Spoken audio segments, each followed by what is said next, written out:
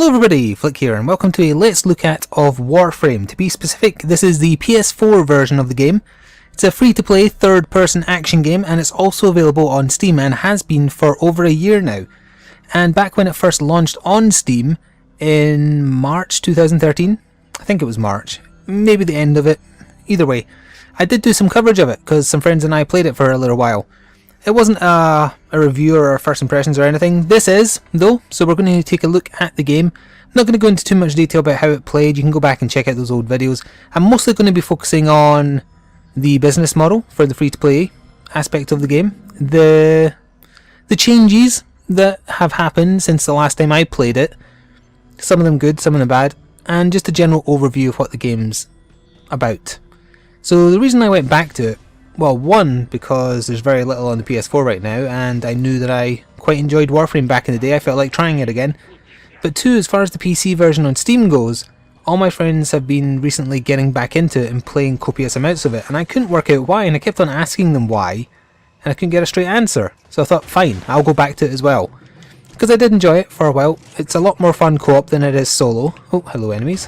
I'm playing just a general exterminate mission, by the way, while I talk. It's nothing overly hard, or it shouldn't be anyway. Also on the PS4 version, anything that Lois says to you comes out the gamepad, not the TV, so that audio might sound a bit weird compared to everything else. So that's the reason why. And she made me completely forget what I was saying. Yes, hang on, let me just hack this and then I'll get back to it.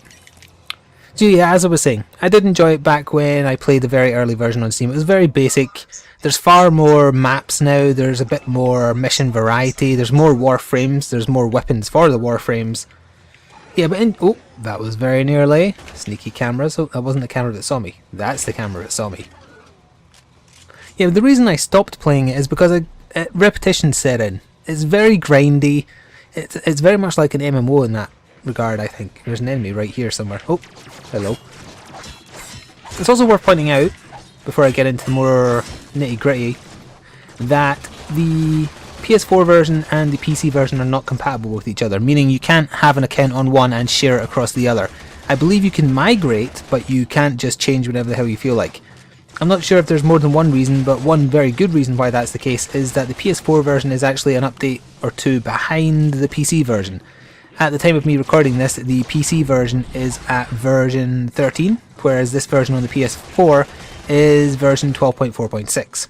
So yes, they are behind. And unfortunately, they don't have the update yet where you can main hand your weapon. You actually enter a weapon stance. Specials on the PS4 version, by the way, are activated using the touchpad. I roll my thumb up the pad to do that basic dash attack for the Excalibur Warframe. So, I keep on getting distracted by combat and whatnot. Yes, so I was talking about the reasons why I originally stopped playing. Repetition set in, as it often does with this type of game where it's very grindy unless you're willing to purchase a lot of the pay for currency, which gives you quicker access to Warframes and weapons for them. But keep in mind, with everything I'm about to go into here, that a free-to-play game done well does not mean that you get massive amounts of enjoyment out of it and never spend a penny. That's it done badly. That's it done as badly as any other examples you can think of. A free-to-play game done right is one that makes you want to support it by spending a little bit of money. Not making you feel like you have to keep up with the trend so you can actually win matches, for example. So, back when Warframe first came out and we were playing it on Steam quite a bit, I did spend a little bit on in-game currency, not a huge amount, just a little bit to show my support for a game I was enjoying at the time. I don't regret it, it wasn't a huge amount. And now that I've been playing it again a little bit, an updated version with, you know, there's the enemy animations are far better, it's far more graphic when you mutilate corpses. The stage variety is far better. There used to be only basically like 3 varieties before. Now there's at least 9, I would say. Am I more impressed with Warframe than I was back then? From those perspectives, from maybe helping to try and keep the grind from setting in quite so early, yeah, kind of. But overall, I must admit that I don't really understand why all my friends are currently obsessed with the PC version of this. And I am playing the PC version currently as well, in preparation for kind of producing this video. I was actually going to do it on the PC version, and then the HDCP removal patch happened on the PS4, so I thought, why not, I'll just show off the PS4. But if you're thinking that I haven't put enough time in the game to justify my opinion, keep in mind, on my PC file I put in a lot of time. I've got 1 or 2 full level Warframes, I've got numerous maxed out guns, etc. So I have spent a lot of time with that version. True enough, my time with the PS4 version isn't as thorough, but they are essentially the same between the two, other than the PS4 being slightly behind on an update. He's going to try and trigger the alarm, but I killed him, so it's fine. Let's switch up weapons a little bit to my overpowered alternative weapons that I got at the tail end of some event that was running. Just so happened to be running or coming to a close as I set up my PS4 account. So yeah, I don't really get why my friends have gone back to the game with such vigour. It seems basically the same to me in that the grind is still there. And yeah, if you're new to Warframe, you won't notice it, not for a while. You'll get a lot of enjoyment out of the game for a little while. But yeah, I just don't see the renewed vigour in playing it, unless it's just because there's... Oh my god, he was torn apart. Oh, hello. Oh, I don't have enough... Oh wait, I do have enough special. I'm not sure why that didn't trigger, but there we go, it triggered that time. That's one annoying thing with the PS4 version specifically. Doing the touchpad movements for all your abilities is a little bit cumbersome. And, well, I was going to say unnecessary, but maybe it's actually entirely necessary because most of the other buttons are being used. But also I have a habit of accidentally pressing down on the touchpad, which does that and brings up your big map. In the middle of combat, you don't really want that, especially if you've filled up a lot of the map. But anyway, we've killed 24 out of 66 enemies on this map. I do plan to get through the whole mission as quickly as possible, and then I'll have a quick look at the shop to show you the kind of pricing you can expect if you want to use real money to buy platinum. That's what you like. It uses the 2 currency system where you've got credits, which are the free one that you need a lot of to buy anything and you can just get from completing missions and whatnot, and then you have platinum, which you buy with real money. Although once you first set up your account, I think you get 50 platinum for free. That's not very much, honestly. There's an enemy behind me. Where the hell were you? It's weird. They don't usually spawn in, so I must have just missed them. Maybe they came out of there or something. Either way. Oh, you're missing half your side. That was horrible. The game, by the way, looks just as good on PS4 as it does on PC. I wouldn't say there's a difference really, although I do run them both kind of on max, as it were. PS4 has this just set at max settings, I assume, and the PC version I run on max settings looks basically identical. So it's good. It looks good. It's a good looking game. Very smooth. Some of the intricate gun kata you can get up to is a little bit harder on the console, I find, because you can't really do intricate aiming while wall running, so that's why I've not been doing it. That, and one of the negatives I'm planning to bring up is also to blame for the change in playstyle. I played very recklessly on the old version that first came to Steam over a year ago, because you could, and I liked it that way. I liked being able to run up to a pack of enemies and slicing at them like a madman. You can't do it as well now. I'm higher level than these guys, and I lose almost all my shield just fighting one of them. I don't remember the game being like that. And I think one of the things they have certainly changed, I don't know when it happened, but I just think as time has gone by, I think one of the things they've changed is that they have made the amount of damage you take from standard enemies increase. And the reason I think they've done that is so that you burn through your revives more. You get 4 revives or 5 revives every 24 hours, but if you die more than that and want to continue a mission, you have to buy a new supply for, I think it's 15 platinum. I might be wrong with that. Relatively cheap compared to some of the things that cost platinum, but still, it certainly seems like to me that the base difficulty of the game is a lot higher than it used to be, and I'm not entirely sure it's for good reasons, but I could be wrong if you look at just that on its own as an isolated instant. However, there's other things I want to talk about.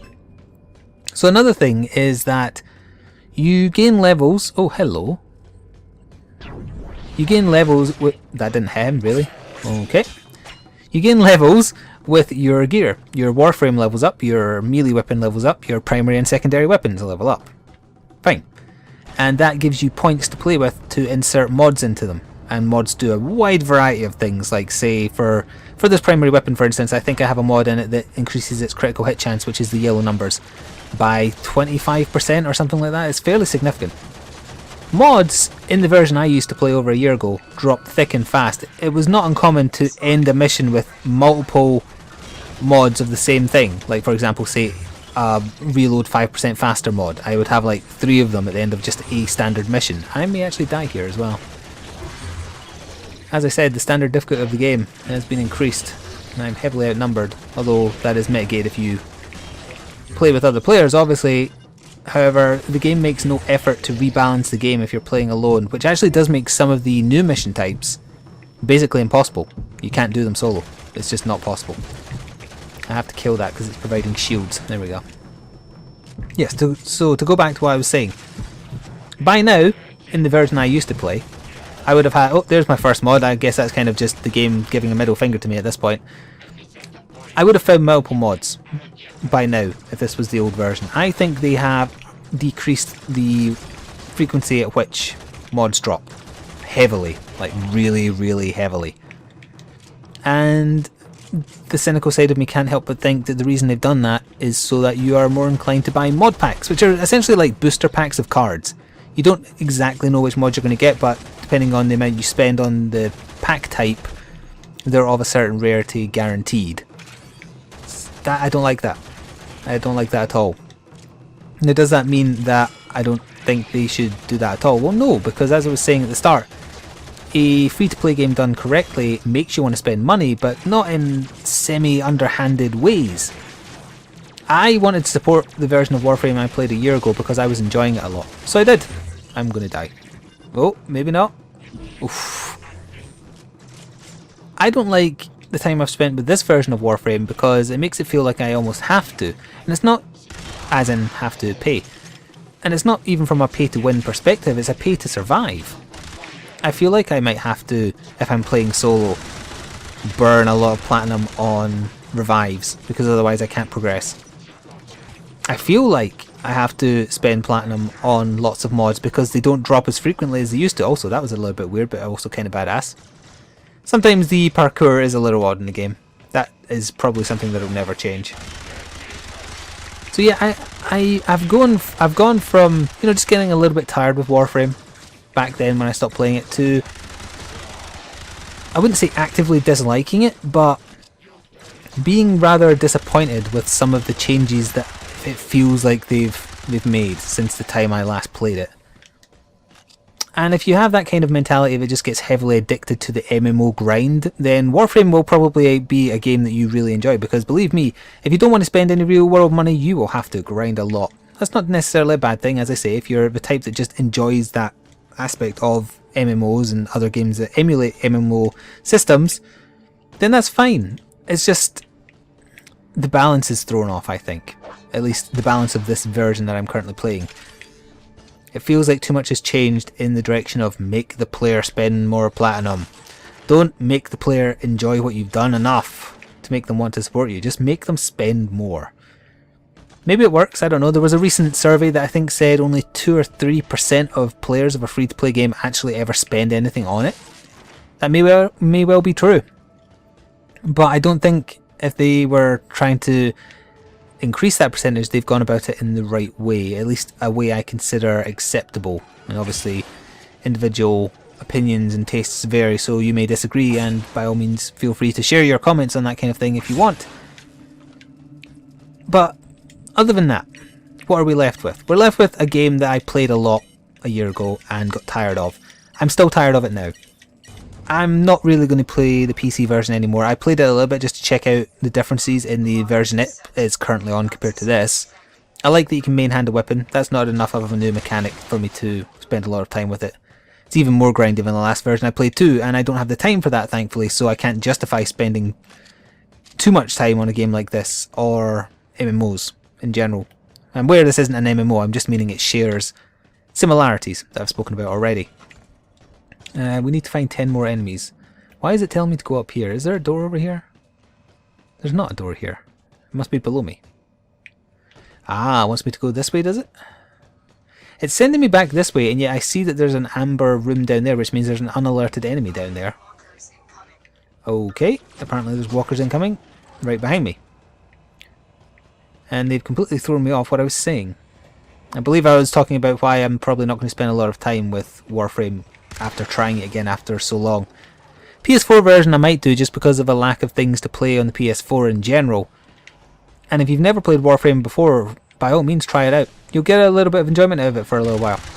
Just try not to get to get sucked into it too much and get too obsessed with some particular Warframe or weapon that you want, that you're willing to throw out lots of money. By all means support the game if you're enjoying it a lot, but just don't go crazy. And by crazy, I'll show you what I mean when we get to taking a look at some of the things you can buy in the store. There we go. 6 more enemies and we can go take a look. That's at least 3 in the next room. 4 now. So yeah, I think the next room is going to be the last room. Good. But yeah, as far as the PC version goes, nope. I don't see what my friends have seen in the game and has warranted going back to spend as much time as I see them spending in it. Warframe is a good game, but it's something you'll get sick of very, very, very quickly. Maybe not Payday 2 quick, but in relative terms quick.